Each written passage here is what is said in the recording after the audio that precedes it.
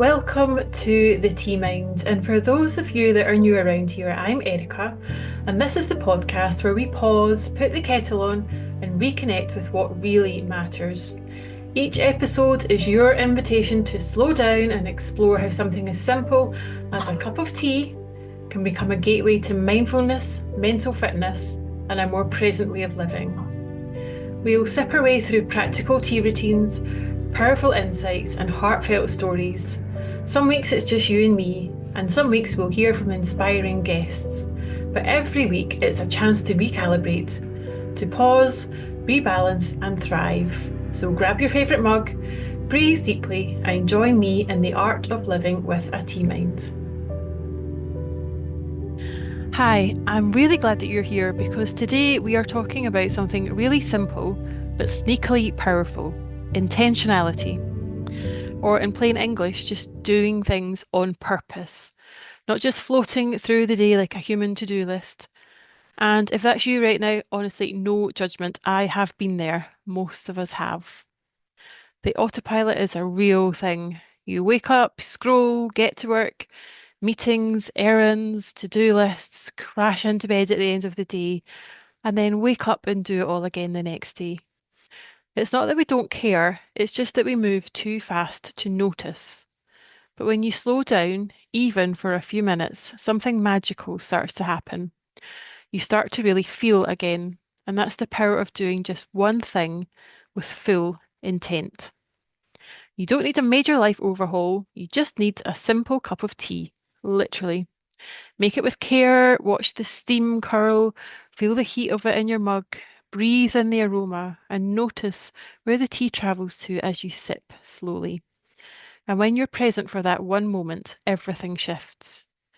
You remember that you're here in this moment, you are alive, and you have a choice. And here's the thing that most people miss.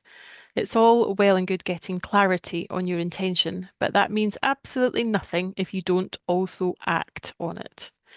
Too many of us get trapped in that comfort zone of planning. I love that stage. I could happily stay in that comfort zone forever. Vision boards, thinking, just jotting out mood boards. But we often confuse that planning with actual progress. So here's what I invite you to do. Yes, get clear on your intention, but also ask, how will I get there? What am I committed to? And how will I know when I've arrived? Let me give you a real life example. So this year I've set an intention to improve my visibility on LinkedIn. But I didn't just think about it and get clear on my intention. I committed to action. I decided to post a minimum of 3 times a week. I have got a little system from David Hyatt, which is amazing. And I now stack 10 pence coins at the side of my desk. And for every comment I post, I move a 10p to the other side of my desk. No cheating, but it does keep me honest. And this is what intention in action looks like. And here's the part that a lot of people skip. Your body already knows your true intention. And this is the amazing power of when we tie it into our T mind system and the pause for tea.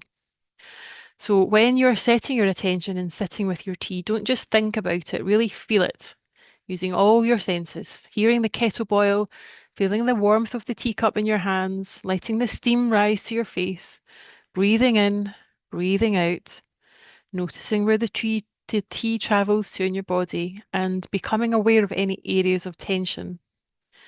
And get curious as to what your emotions are trying to tell you. Often that real intention is hiding just underneath the discomfort, if you can sit long enough to really, really feel it. I use this a lot in my own practice.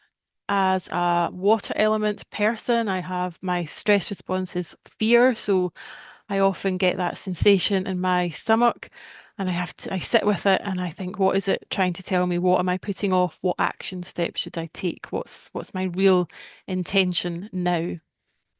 It's my real moment to check in and to delve beneath the surface and see what's really going on. Often I find an intention that I'd really rather ignore, but if I sit with it, I let it bubble up and it usually pinpoints something really important.